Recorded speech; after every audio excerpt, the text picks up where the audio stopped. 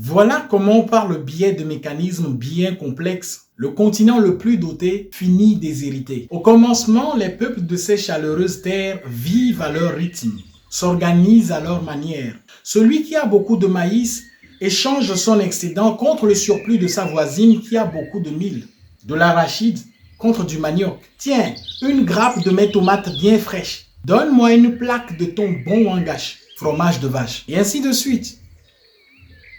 Le niveau d'échange est satisfaisant entre les filles et fils du continent berceau de l'humanité. Vlam.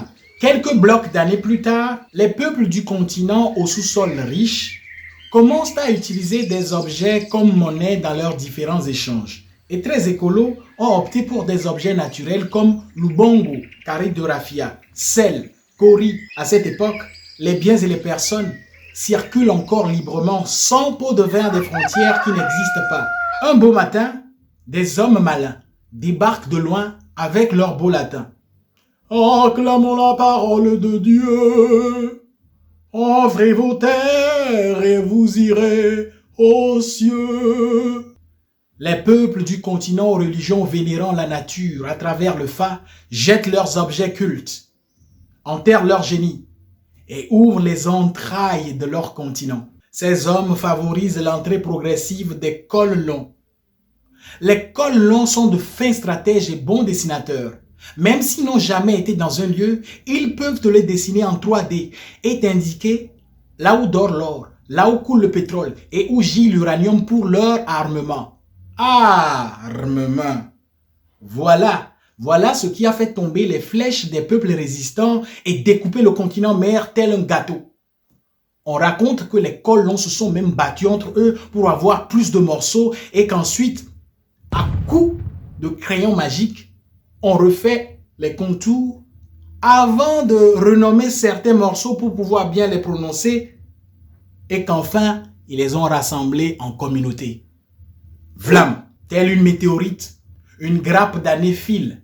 Les populations se multiplient, les besoins aussi. Les colons pour nourrir les leurs ne tarissent pas d'imagination. À part les cultures d'exportation imposées, l'exploitation des sols et sous-sols abusés, les colons créent des monnaies colongiales. Dans la communauté du centre et de l'ouest dépossédés, naît le franc CFA.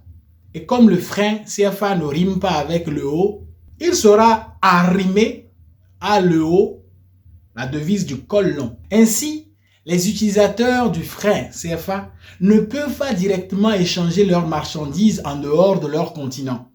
Ils doivent forcément passer par le canal de leur colon. On raconte que le franc CFA n'est même pas fabriqué sur le continent, fournisseur de la plupart des matières premières, mais sur les terres du colon.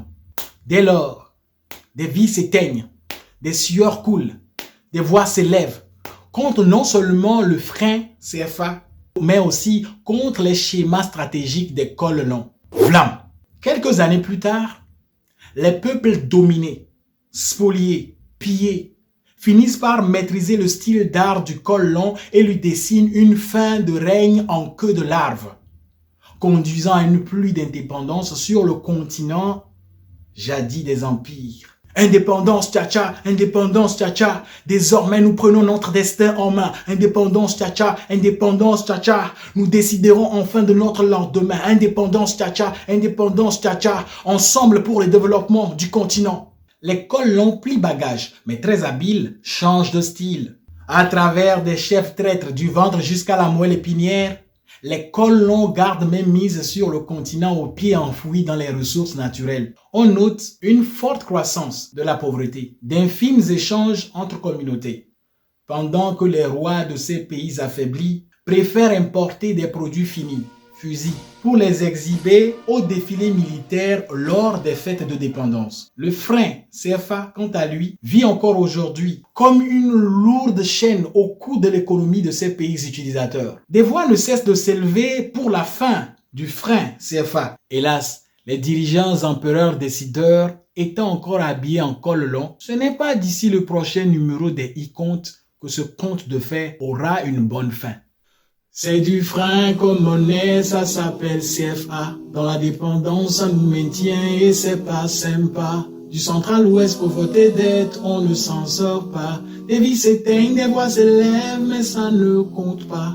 C'est du frein comme monnaie, ça s'appelle CFA. Dans la dépendance, ça nous maintient et c'est pas sympa. Du central-ouest, pauvreté, dette, on ne s'en sort pas. Des vies s'éteignent, des voix s'élèvent, mais ça ne compte pas. C'est du frein comme monnaie, ça s'appelle CFA. Dans la dépendance, ça nous maintient et c'est pas sympa. Du central-ouest, pauvreté, dette, on ne s'en sort pas. Des vies s'éteignent, des voix s'élèvent, mais ça ne compte pas.